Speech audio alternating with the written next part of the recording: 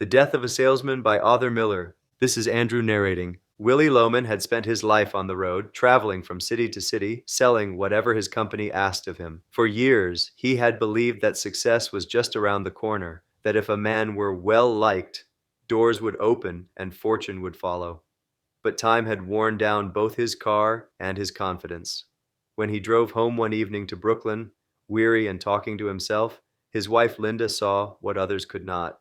The man she loved was unraveling. The Loman home was small and boxed in by apartment buildings, much like Willie himself, surrounded by progress but left behind by it. His sons, Biff and Happy, were home for a visit, both drifting, both lost in their own ways. Biff had once been a high school football star, the pride of his father's heart, but something had gone wrong, some promise had been broken, and ever since, he'd wandered from ranch to ranch, chasing a life that never quite fit. Happy worked in business, chasing women and illusions of success, echoing his father's dreams without believing in them. At night, Willie's mind wandered backward. He saw himself years younger, laughing in the yard with his boys, teaching them that charm and personality mattered more than hard work. He saw his brother Ben, bold, adventurous Ben, who had gone into the jungle and come out rich. The man knew what he wanted, Willie would mutter, both in admiration and regret, but those were ghosts now, and ghosts do not pay bills. Linda tried to hold the family together. She mended stockings, soothed Willie's rages, and whispered hope into every corner of their small house. When Biff and Happy talked about starting a business together, Willie's heart lifted.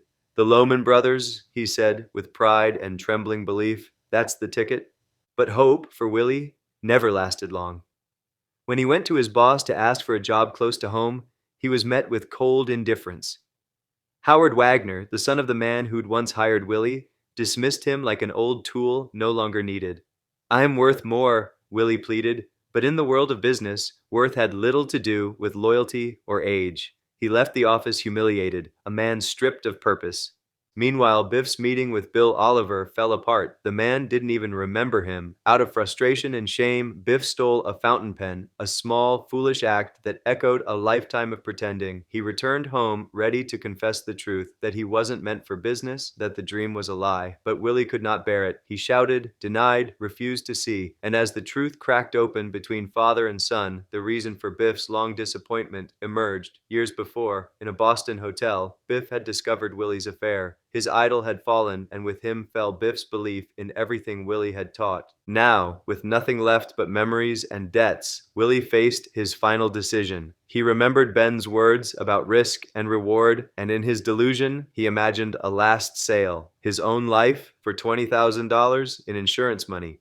In his mind, his death would redeem him, prove his worth, and give his sons the start he never had.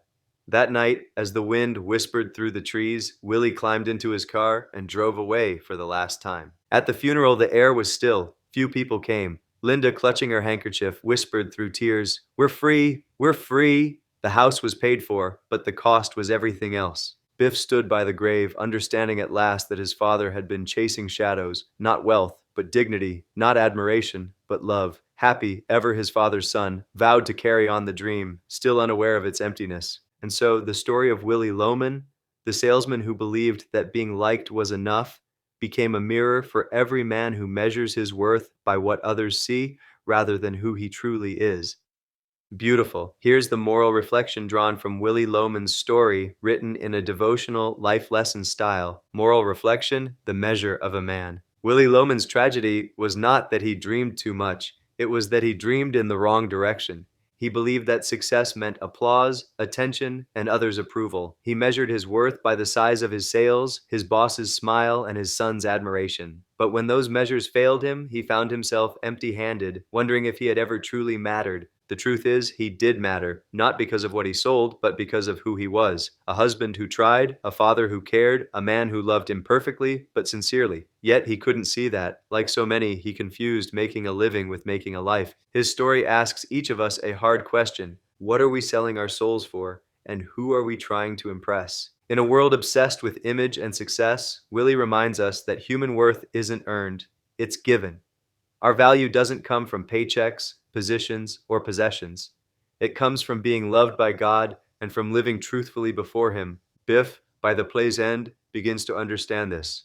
He rejects the hollow dream and seeks something real, something honest. He learns that peace begins when we stop pretending and start accepting who we are and whose we are. So perhaps the lesson is this: don't chase applause, seek authenticity. Don't measure yourself by worldly gain, measure yourself by love, integrity, and faithfulness. And don't forget, the Lord never asked for success. He wondered for truth in the inward parts. Psalm 51, verse 6.